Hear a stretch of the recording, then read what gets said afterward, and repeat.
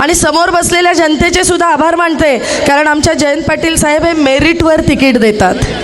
आमचे जयंत पाटील साहेब मेरिटवर तिकीट देतात. सांगण्याचं कारण असं, साहेब परवा दादा या शहरात आले होते आणि दादांनी आवर्जून 2019चा उल्लेख केला की आमच्या पक्षाचं हिच्यावर विशेष प्रेम काय.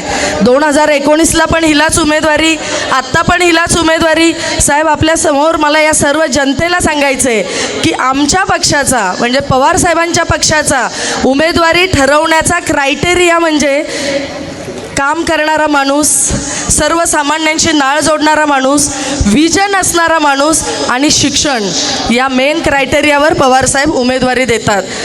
आणि समोरच्या पक्षांच्या उमेदवारीचा क्रायटेरिया म्हणजे पैसा, दहशत, गुन्हेगारी, दादागिरी, या सगळ्या गोष्टी ज्यांच्याकडे असतील त्यांनाच मात्र आमच्या पक्षाची उमेदवारी दिली जाईल. अशा पद्धतीचं नेतृत्व आपल्या शहराला अनेक वर्ष लाभलं आहे. दादा मला आपल्याला विचारायचं आहे, माझा लाड कुणी करत नाही, पण आपण आपल्या उमेदवाराचा का लाड करताय हे या जनतेला सांगा.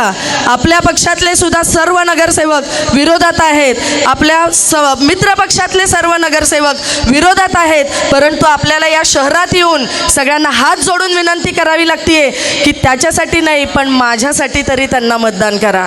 दादा असं लादलेलं नेतृत्व शहरावर अनेक किती वर्ष देणार आहात. 15 वर्ष झाली ही जनता, सामान्य जनता ही बेसिक सुविधांपासून सुद्धा वंचित आहे.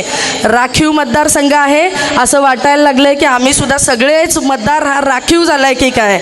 अशा पद्धतीचं या शहरामध्ये अतिशय निष्क्रिय अशा पद्धतीने यांना संधी दिली जाते. दादा येतात, विनंती करतात आणि कुठेतरी आपण त्यांना दादांच्या विनंतीसाठी संधी देतो.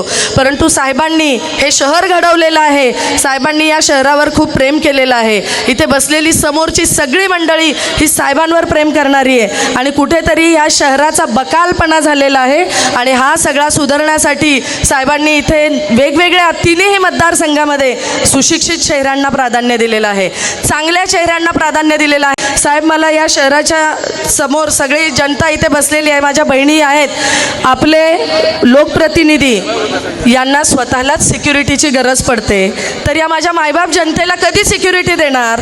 यांना स्वतः 10-15 सिक्युरिटी घेऊन फिरावं लागतं. यांची सामान्य जनतेची नाळ कधी जोडली जाणार. फक्त मतदारांना आमिष द्यायची, मंडळाच्या पोरांना वर्गण्या द्यायच्या, मतदारांना 500 रुपयात मोजायचं आणि फक्त तेवढ्याच पुरता यांचा सहभाग दिसतो.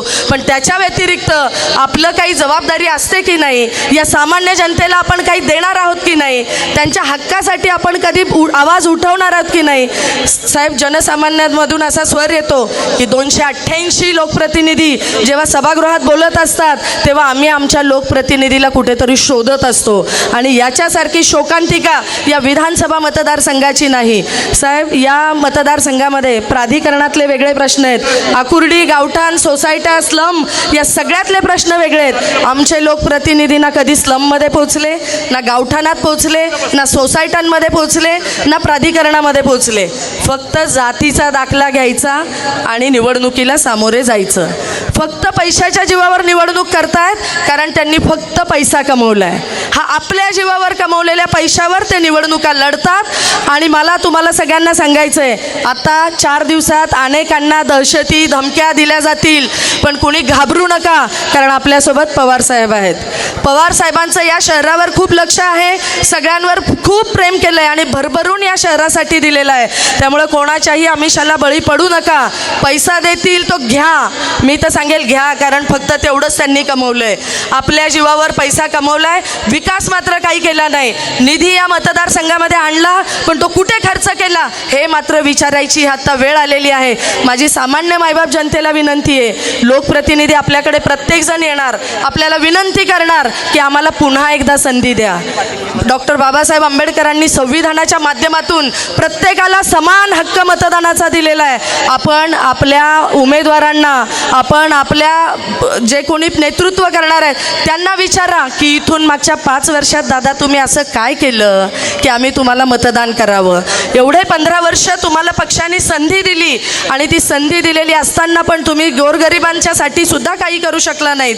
मला आपल्या सगळ्यांना सांगायचं आहे, आपल्या घरी जेव्हा येतील, मतं मागायला येतील, आपल्याला आमिष देतील, प्रलोभनं देतील, तेव्हा मात्र तुम्ही विचारा की इथून मागे तुम्ही आमच्यासाठी काय केलं आणि इथून पुढे तुम्ही आमच्यासाठी काय करणार आहात. या सगळ्या गोष्टी तुम्ही विचारात घ्या आणि येणाऱ्या 20 तारखेला तुतारी वाजवणारा माणूस हे माझं 2 नंबरला बॅलेट पेपरवर 2 नंबरला माझं नाव असेल. तुतारी वाजवणारा माणूस हे चिन्ह असेल. मी सगळ्यांना विनंती करते, या शहरामध्ये गेले अनेक वर्ष राहत असताना या शहरातल्या जनसामान्यांशी मी काम करत असते, सामाजिक संघटनांच्या माध्यमातून काम करत असते आणि काम करत असताना मला या सामान्य जनतेशी काय अडचणी आहेत, काय प्रश्न आहेत, महिलांच्या काय अडचणी आहेत, युवकांच्या काय अडचणी आहेत, ज्येष्ठांच्या काय अडचणी आहेत, या सगळ्यांचा अभ्यास व्यवस्थित झालेला आहे. आणि म्हणून मी आपल्या सगळ्यांना विनंती करेल की दहशतीला कंटाळला असाल तर तुतारी वाजवणाऱ्या माणसापुढे बटन दाबा. गुन्हेगारीला कंटाळला असाल तर तुतारी वाजवणाऱ्या माणसापुढे बटन दाबा. बेरोजगारी, महागाई अशा अनेक प्रश्नांना कंटाळला असाल तर तुतारी वाजवणाऱ्या माणसापुढे बटन दाबा. शहरात सुरक्षितता हवी असेल, महिलांना सुरक्षितता हवी असेल, भयमुक्त शहर करण्यासाठी तुतारी वाजवणारा माणूस यापुढे बटन दाबा. आणि बदल घडवायचा असेल, परिवर्तन घडवायचं असेल आणि या शहराचा सगळ्यांनी मिळून सर्वांगीण विकास करायचा असेल तर तुतारी वाजवणारा माणूस याच्या पुढे बटन दाबा आणि मला आपली सगळ्यांची सेवा करायची संधी द्या. एवढंच बोलते आणि थांबते. रामकृष्ण हरी. वाजवा तुतारी. रामकृष्ण हरी.